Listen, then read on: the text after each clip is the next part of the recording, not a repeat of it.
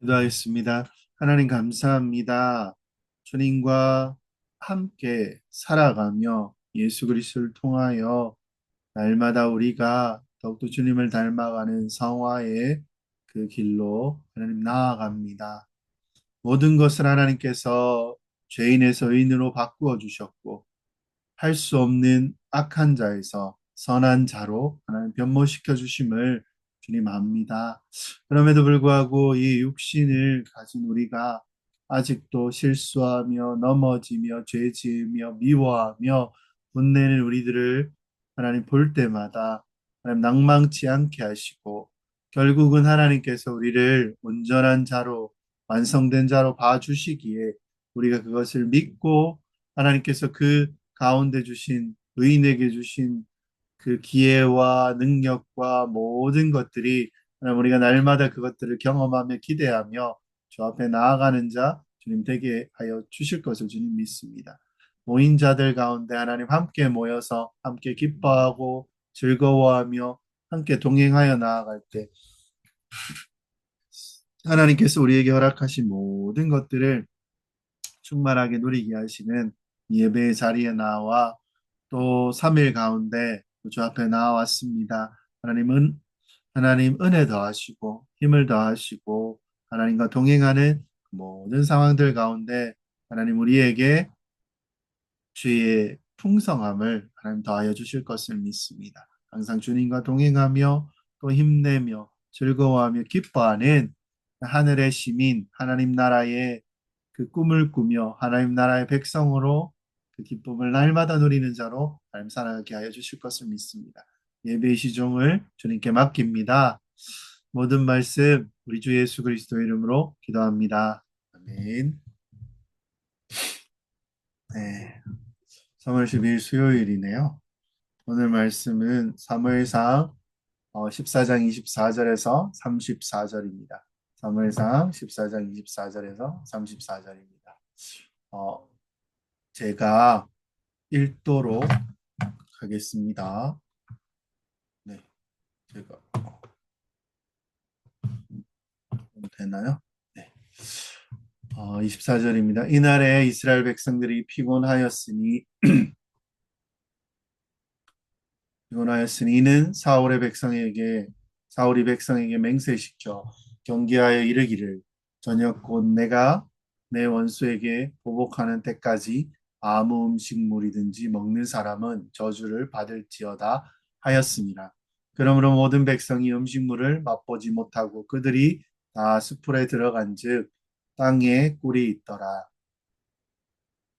백성들이 숲으로 들어갈 때에 꿀이 흐르는 것을 보고도 그들이 맹세를 두려워하여 손을 그 입에 대는 자가 없었으나 요나단은 그의 아버지가 백성에게 맹세하여 명령할 때에 듣지 못하였으므로 손에 가진 지팡이 끝을 내밀어 벌집에 꿀을 찍고 그의 손을 돌려 입에 대매 눈이 밝아졌더라. 그때 백성 중 한 사람이 말하 이르되 당신이 부친의 백성에게 맹세하여 엄히 말하기를 오늘 음식물을 먹는 사람은 저주를 받을지어다 하셨나이다. 그러므로 백성이 피곤하였나이다 하니 요나단이 이르되 내 아버지께서 이 땅을 곤란하게 하셨도다. 보라 내가 이 꿀을 조금을 맛보고도 눈이 이렇게 밝아졌거늘 하물며 백성이 오늘 그 대적에게 발치하여 얻을 것을 임의로 먹었더라면 블레셋 사람을 살육함이 더욱 많지 아니하였겠느냐. 그날의 백성이 미막스에서부터 아얄론에 이르기까지 블레셋 사람들을 쳤으므로 그들이 심히 피곤한지라. 백성이 이에 탈취한 물건을 달려가서 양과 소와 송아지들을 끌어다가 그것을 땅에서 잡아 핏째 먹었더니 무리가 사울에게 전하여 이르되 보소서 백성이 고기를 핏째 먹어 여호와께 범죄하였나이다. 사울이 이르되 너희가 믿음 없이 행하였도다. 이제 큰 돌을 내게로 끌려오라 하고 또 사울이 이르되 너희는 백성 중에 흩어져 다니며 그들에게 이르기를 사람은 각기 소와 양을 이리로 끌어다가 여기서 잡아 먹되 핏째로 먹어 여호와께 범죄하지 말라 하라 하며 그 밤에 모든 백성이 각각 자기의 소를 끌어다가 거기서 잡으니라. 네, 미숙한 신앙이라는 이름의 제목으로 말씀을 증거하겠습니다. 한 실험이 있었습니다. 두 마리 쥐를 실험했다고 합니다. 하나는요, 빛이 전혀 없는 곳에서 두었고, 다른 한 마리는 빛이 있는 곳에서 그 생존 시간을 관찰해 보았다고 합니다. 처음 실험은요, 빛이 깜깜하게 차단된 방에 물이 담긴 커다란 대야를 놓고 그 속에 쥐를 빠뜨렸습니다. 그런 다음에 생쥐가 익사하기까지 시간을 측정해 보았습니다. 그랬더니 3분을 채 넘기지 못하고 죽고 말았다고 합니다. 또 다른 실험은요, 빛을 차단하지 않고 한 줄기 빛을 비추었다라고 합니다. 이번에 그 쥐는 36시간 정도를 살았다고 합니다.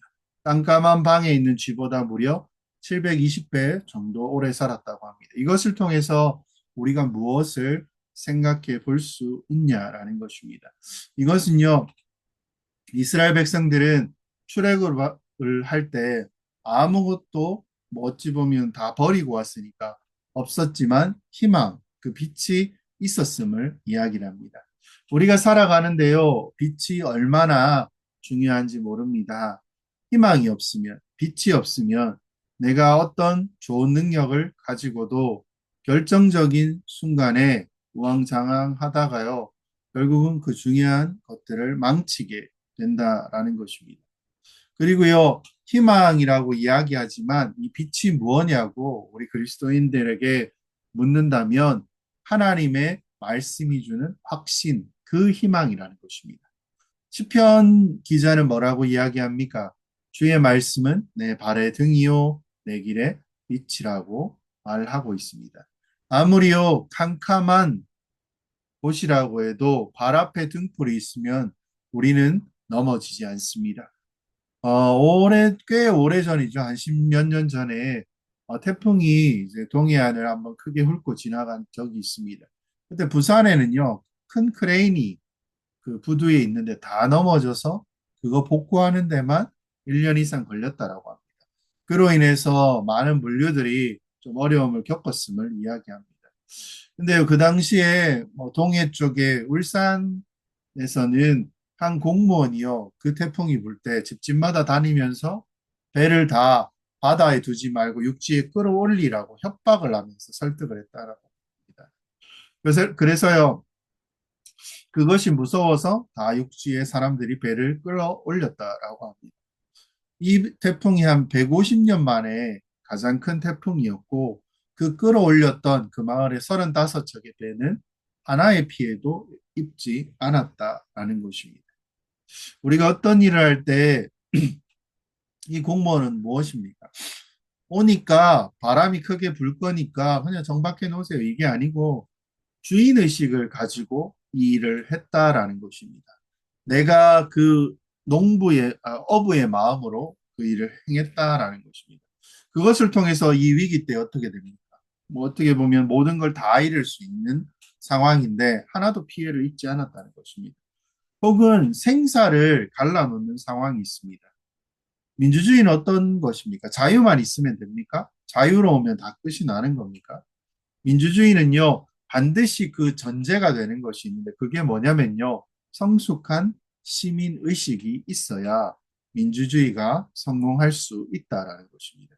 이걸 뭐라고 이야기하냐면 책임 의식이라고 합니다. 우리는 자유가 있습니다. 근데 아직 성숙한 시민 의식이 만들어져 있는지 스스로에게 물어봐야 할 것 같습니다. 누구나 다 자기 목소리를 내고 싶어 합니다. 근데 자기 목소리만 내려고 하면 어떻게 됩니까? 망해가게 된다라는 것입니다. 자유를 감당할 수 있는 그 시민의식이 없다면 큰일 난다는 거죠. 그것들을 빨리 가져야 합니다. 우리나라는 참 어려운 상황 속에서 이 시민의식이 세워져 왔습니다. 그런 상황이라는 것입니다. 우리의 신앙도 생각해 보면요, 마찬가지입니다. 똑같은 하나님을 믿는데도 거듭났고 또 체험도 있고 말씀을 의지하는 사람도 있을 것입니다. 근데요, 하나님의 심판이나 다른 사람의 눈 때문에 어떻게 보면 확신을 가지고 있지 않는 그 삶을 살아가는 것을 보게 됩니다. 근데요, 진짜 그리스도인은 어떻습니까? 확신을 가지고 있어야 합니다. 위기가 오면요, 우리 성도들 어때야 됩니까? 차라리 마음이 편해진다라는 것입니다. 어려움이 오면 우리 가운데도 확신이 생긴다는 것입니다. 그래서요, 그 위기를 축복으로 바꾸어 버리는 겁니다. 거기에 비해서 어떻습니까? 체험도 없고 말씀도 못 믿는 사람은요, 열심을 내긴 내는데 어떤 열심입니까? 미신적인 생각을 하고 강박적인, 그냥 이걸 계속 하다 보면 이거 안 하면 안 된다라는 것이 담겨져 있다라는 것입니다. 그렇게 신앙생활을 많이 합니다. 말씀을 보면요, 오늘 어떻습니까? 요나단이 어떤 짓을 합니까? 무모한 짓을 하게 됩니다. 하나님이 믿음으로 딱 두 사람을 축복해서 블레셋진에 들어갔습니다. 그리고 그들을 통해서 블레셋이 괴멸되도록 하셨다라는 것입니다. 왜 그게 가능합니까? 하나님이 함께 하신 것입니다. 이것을 보고 사울이 전쟁터에 이제 다시 뛰어드는 거죠. 그래서 큰 승리를 거두었는데 사울은요, 이 복을 감당하지 못합니다. 그래서요, 그 큰 승리를 거둔 그때에 그 축복의 날에 이상한 짓을 하게 되었고, 그리고 원망과 불평이 그 가운데 일어나게 만들었다라는 것입니다. 이것이 뭐냐면요, 사울의 신앙은요, 열심은 있었지만 미숙한 신앙이었다는 것입니다.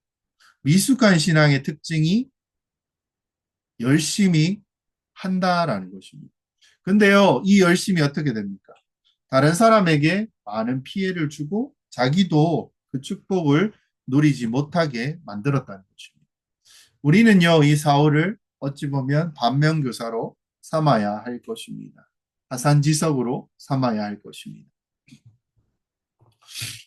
오늘 어떻게 보면 사울의 미숙한 신앙의 모습이 무엇입니까? 하나님께 기도하다가 갑자기 기도를 중단한 모습을 보여주십니다.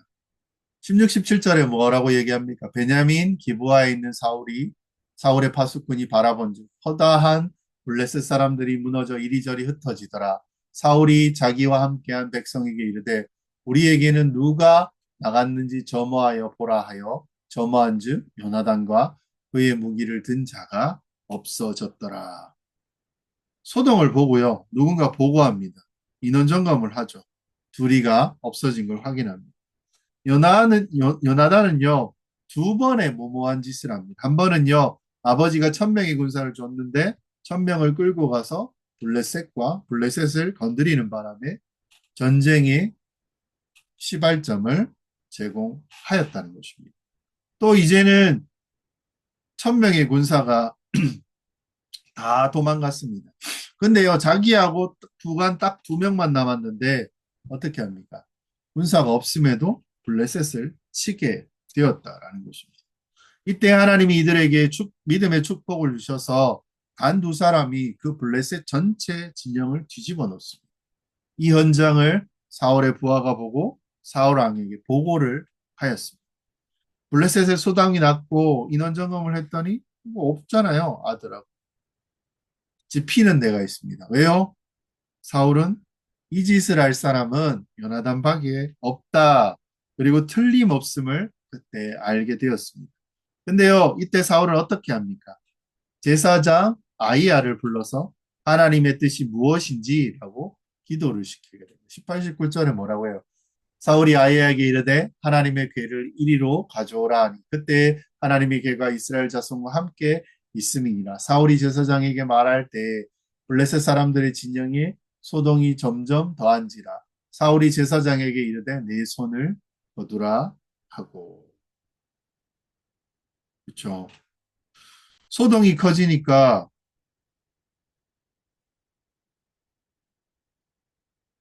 하나님의 뜻을 물어보게 됩니다. 근데요, 소동이 더 커지는 거야. 안 물어보라고 했는데. 커지니까 기도를 중단하고 전쟁을 시작한다는 것입니다. 어떤 의미에서는 사울이 하나님에게 물어보았지만 지금 상황을 보니까 굳이 이거 안 하고 신속히 판단했다고 생각할 수 있습니다. 왜냐면요, 유리한 상황 때는 그 일을 빨리 해야 된다는 것입니다. 그 기회 놓치면 다 놓칠 수 있는 것입니다. 어떤 사람은요, 행동을 할 때 기도만 또 계속 하는 사람이 있어요. 그러면 기회를 또 놓치게 됩니다.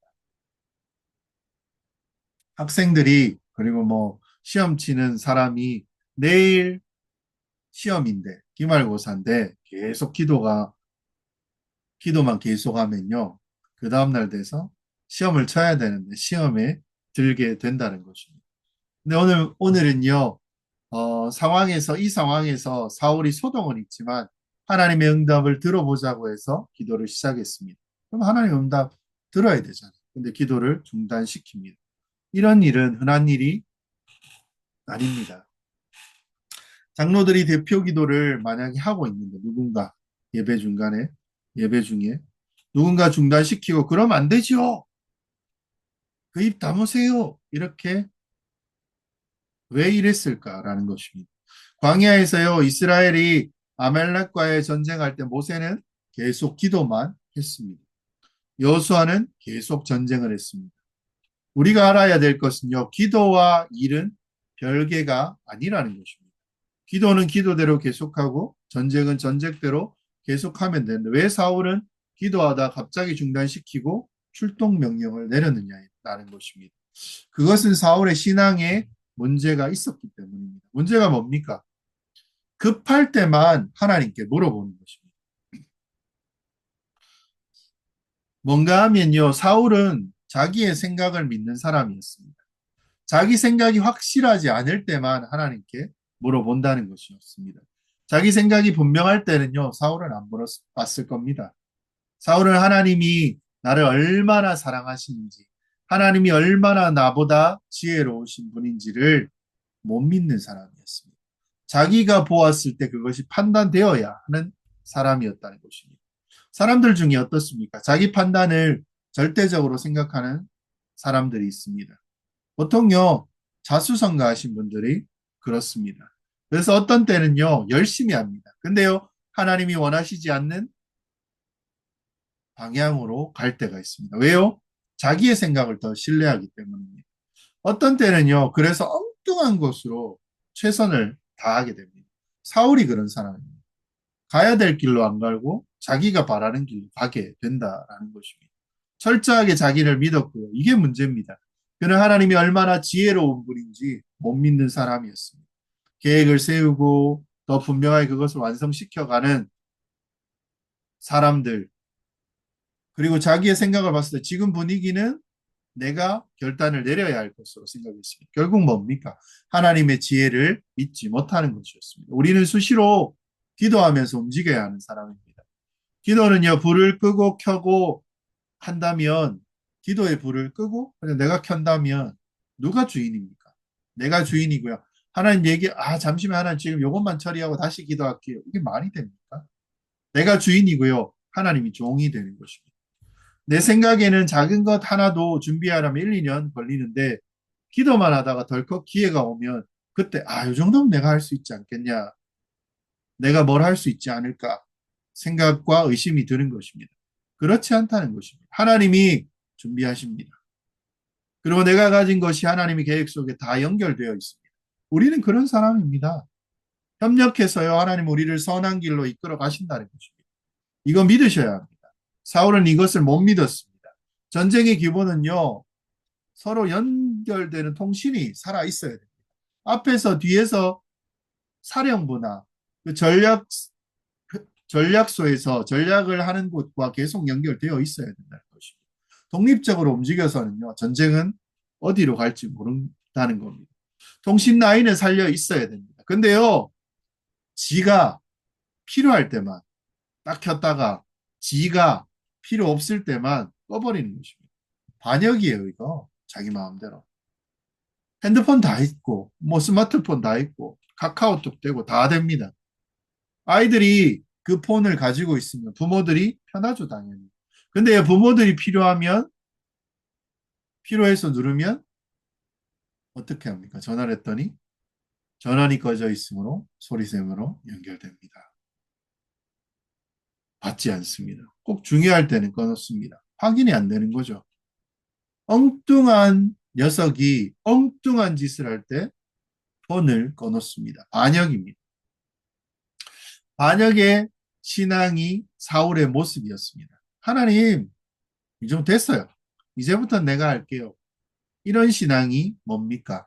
아까 얘기했듯이 전화했더니 안 받습니다. 소리샘으로 연결할게요. 소리샘 신앙.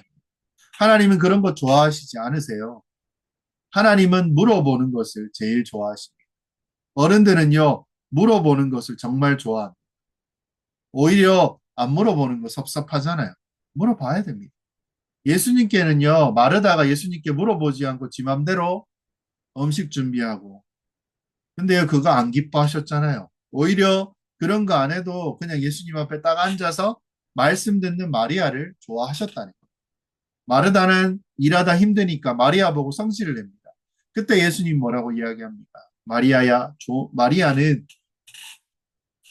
좋은 편을 택하였으니 결코 이 복을 빼앗기지 아니하리라 라고 예수님께서 말씀하셨다는 거죠. 그리고요, 사울은 실수합니다. 금식을 선포해요. 전쟁인데. 24절에 뭐라고요? 이날에 이스라엘 백성들이 피곤하였으니 이는 사울이 백성에게 맹세시켜 경계하여 이르기를 저녁 곧 내가 내 원수에게 보복하는 때까지 아무 음식물이든지 먹는 사람은 저주를 받을지어다 하였습니다. 그러므로 모든 백성이 음식물을 맛보지 못하고 그렇죠. 신앙 스타일입니다. 두 번째는요. 그가 자기 마음대로 결정하는 것이 혼자 하면 되는데 다른 사람에게 영향을 끼칩니다. 전쟁이잖아요. 군인들이잖아요. 소집한 사람들. 전쟁하고 있는 금식을 선포했습니다. 왜 그랬습니까? 우리가 금식하면요. 하나님이 우리를 긍휼히 여길 것이다. 우리가 금식하면 하나님이 우리를 우리의 간절함을 보고 승리를 주실 것이다. 그러면 전쟁을 치르는 군인들에게 금식을 시키는 것이 맞습니까? 군인들은 어때야 됩니까? 먹어야 됩니다. 임산부는 어때야 됩니까? 먹어야 됩니다. 근데 왜 이렇게 가르칩니까? 그렇게 해야 하나님이 축복하실 것이다. 하나님이 작정하시면 밥 실컷 먹어도요, 축복하신다는 것입니다. 아니, 밥을 먹어야 일을 한다는 겁니다. 밥 안 먹고 배고프면 짜증만 나잖아요. 사울은 믿으면 그냥 되는 거예요. 하나님 우리를 축복하고 나를 사랑하시니까 하나님이 이번에 축복하기로 작정하셨다는 겁니다. 그러면 먹자. 이길 수 없는 전쟁을 이기게 하셨으니까. 먹고 나아가서 담대하게 싸우자. 그러면 하나님이 축복하신다는 거죠. 그러면 되는데요. 사울은 그것을 못 믿었습니다. 하나님의 축복은 일방적인 축복이잖아요. 축복하실 때 그냥 그걸 누리면 됩니다. 감사하면 됩니다. 근데 이게 확신이 없으면요. 복을 주시는 게 겁나요. 자꾸 불안해져요. 안 주면 뭔가 이제 이쯤이면 괴로워야 되는데 뭔가 나쁜 일이 생겨야 돼. 이런 강박이 생긴다는 것입니다. 가만히 있으면요. 죄 짓는 것 같아요. 이 복을 누리는 것 자체. 우리가 그런 존재가 됐다니까요. 예수님 때문에 우리가 그런 존재가 됐잖아요. 누리면 되는 겁니다. 그냥 감사하고요. 감격스럽게 예배드리고 그 예배 가운데 살아가면 되는 것입니다. 하나님 우리가 감사하면 복을 누리면서 믿음으로 그냥 살아가길 원하시는 거예요. 근데 못해요. 불안해서 그렇죠. 자신감이 있어야 돼요. 나는 변모된 존재입니다. 실수할 수 있고 넘어질 수 있습니다. 근데요, 금방 다시 하나님 자녀로 살아가게 된다는 것입니다. 사울이 잘못된 금식은 어떻게 됩니까? 문제를 가져옵니다. 어떤 문제가 생깁니까? 그의 아들 요나단이 금식을 깹니다. 27절에 뭐예요? 요나단이 그의 아버지가 백성에게 맹세하여 명령할 때 듣지 못하였으므로 손에 가진 지팡이 끝을 내밀어 벌집에 꿀을 찍었고 그의 손에 돌려 입에 대매 눈이 밝아졌더라. 못 들었대요. 블레셋에 가서 싸우고 있었습니다. 그리고 돌아와 보니까요. 숲에 꿀이 있는데 그것을 지팡이로 찍어 먹었더니 눈이 열렸다는 것입니다. 굶으면요. 눈이 감기잖아요. 너무 힘들어서. 그래서 찍어서 먹자마자 옆에 있던 군인들이 뭐라고 이야기합니까? 눈이 열렸는데. 당신의 아버지 왕이 한 명령을 네가 어겼다는 것입니다. 그때 요나단이 왕을 비난합니다. 뭐라고 얘기합니까? 요나단이 이르되 내 아버지께서 이 땅을 곤란하게 하셨도다. 보라 내가 이 꿀을 조금을 맛보고도 내 눈이 이렇게 밝아졌거늘. 요나단 말이 맞죠. 하나님께서 승리를 주셨을 때에는요. 든든히 먹고 싸웠더라면 더 큰 승리를 얻을 수 있을 건데 왕이 쓸데없이 금식을 명하는 바람에 배가 고파서 전쟁을 못한다는 것입니다. 요나단이요 아버지를 비판하고 나온 이유가 이것입니다. 이것은요 백성으로 하여금 어떻게 됩니까? 하나님의 기름 부은 자를 함부로 욕할 수 있는 근거를 그 빌미를 제공하는 것이기도 했습니다. 경솔한 행동입니다. 아버지에 대한 비난은. 그래서요 이 후유증으로 백성들이 어떻게 됩니까? 배가 고프니까 짐승을 잡아서 피 있는 채 먹어버리는 상황이 생깁니다.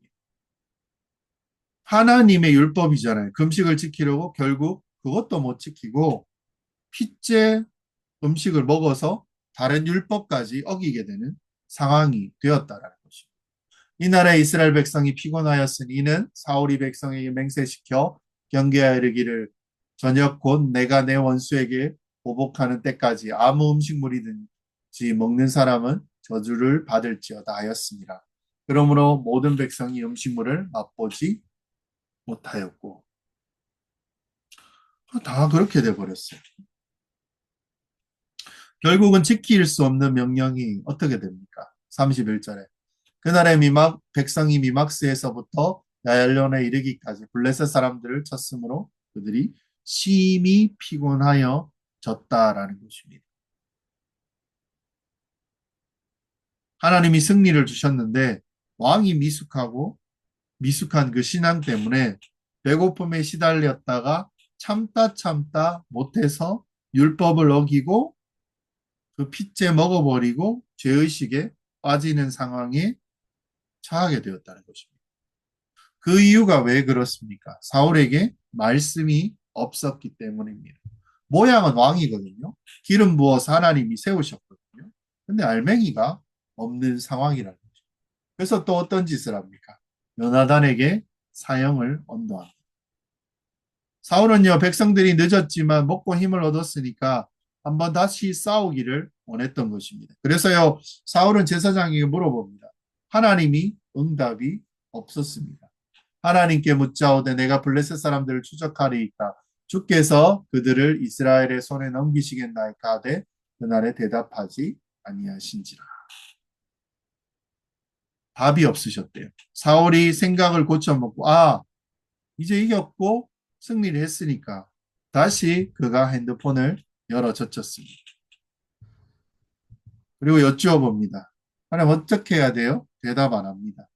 제사장이 입은 옷에 달려있는 우림과 둠밈은요, 하나님을 뜻을 나타낼 때 그 보석에서 빛이 발합니다. 근데 반응이 없었습니다. 이스라엘 가운데 해결할 문제가 생겨버렸다는 것입니다.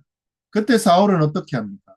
백성 중에 죄 있는 사람은 죽임을 당할 것이라고 맹세를 합니다. 왜 하나님의 백성을 자꾸 맹세를 하게 하냐는 것입니다.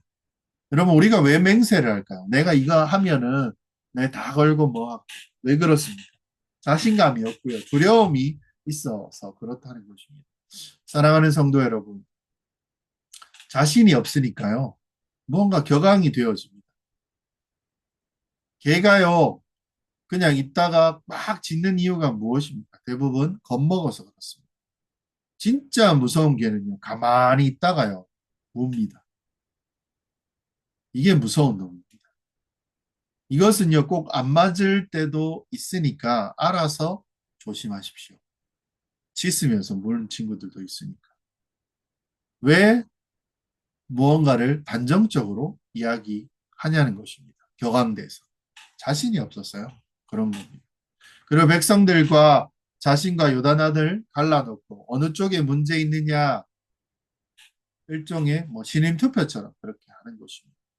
하나님이 나를 불러 세웠다면 온 세상이 달려들어도 이기죠. 하나님이 나를 세웠다. 이런 믿음이 있어야 한다는 것입니다. 사울과 요나단에게 문제가 분명히 있음은 분명합니다. 요나단은 실토합니다. 내가 몰라서 지팡이 끝에 꿀을 조금 찍어 먹었다고 합니다. 여기서 하나님이 얼마나 철저하신 분이냐면요. 지팡이 끝으로 꿀을 찍어 먹은 것을 찾아낸 분이십니다.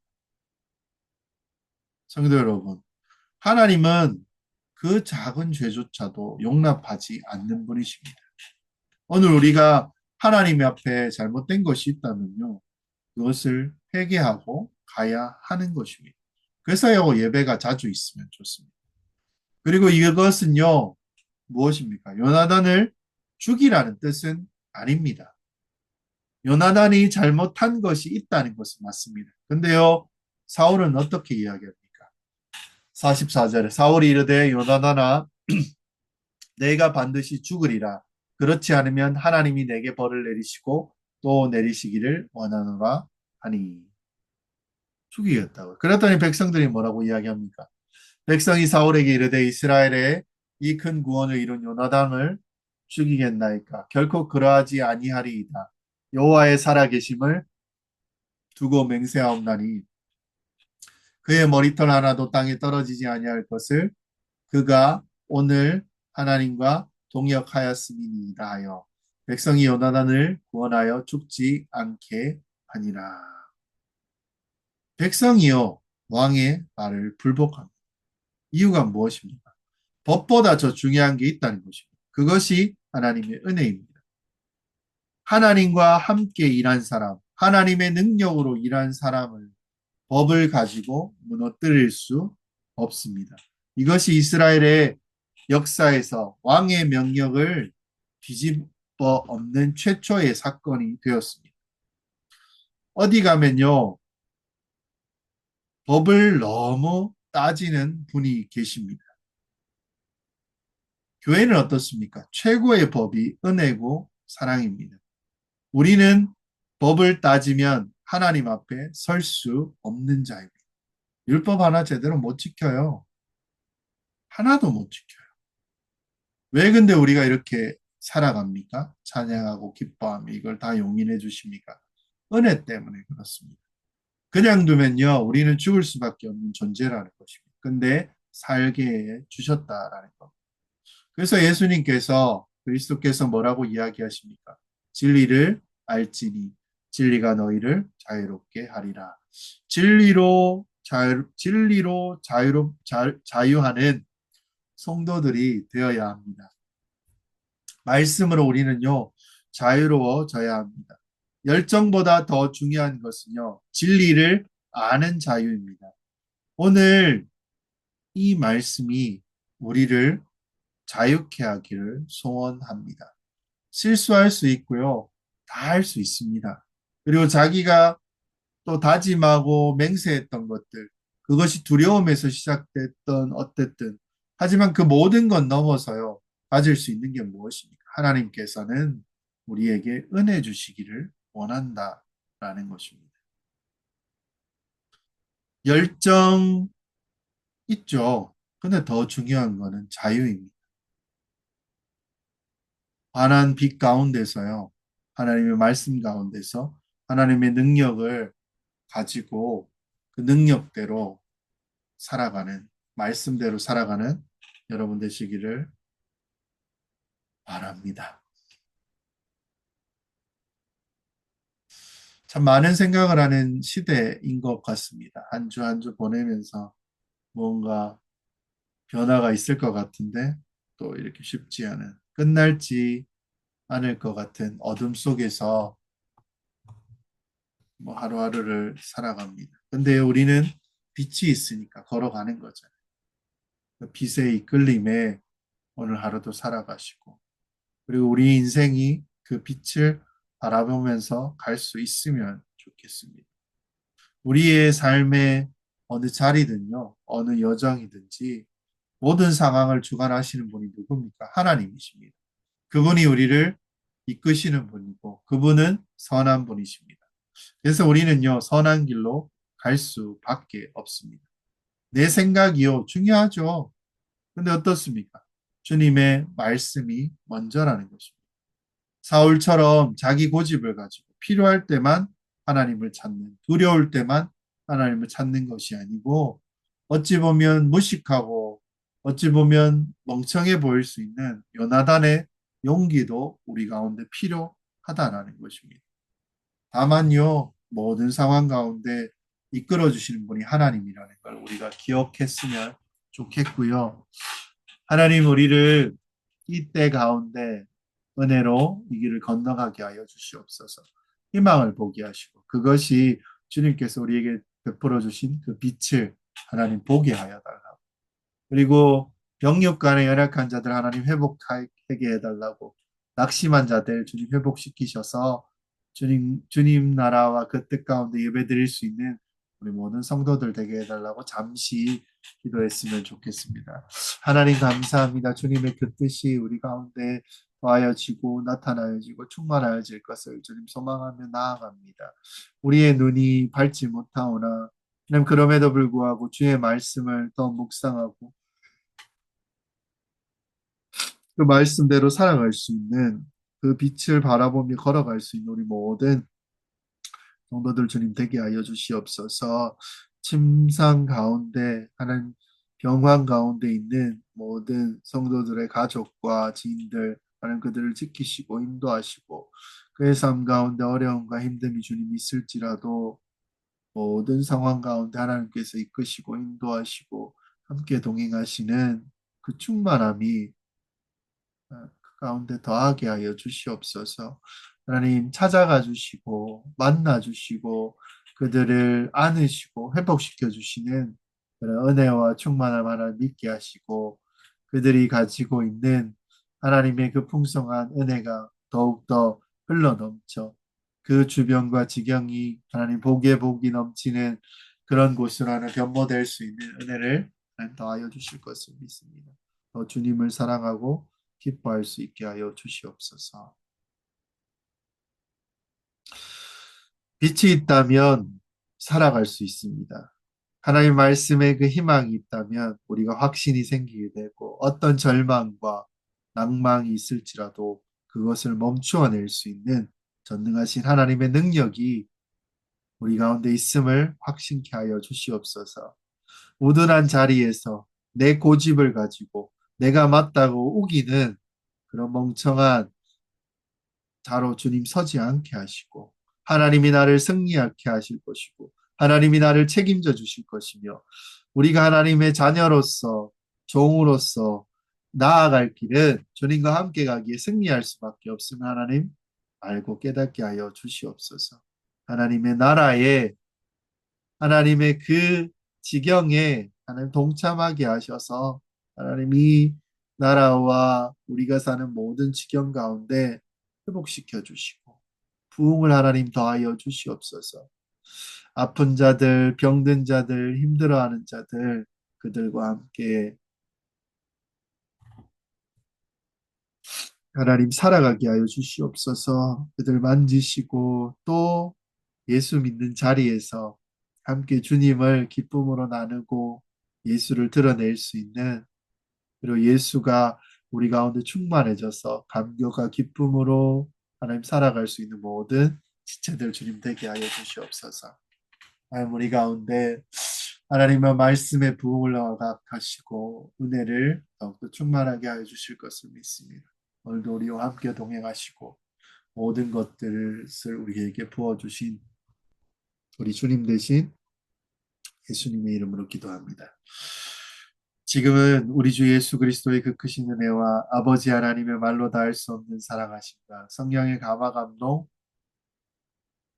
교통하심이 집 밖에 모르고 지 마음대로 살아가던 우리를 살려주시고 다른 자를 위하여 내 것을 내어놓고 내 것을 포기하는 그리스도를 닮아가기로 다짐하게 된 모든 성도들 그 머리 위에 그리고 교회 위에 이제로부터 영원까지 함께 있을지어다.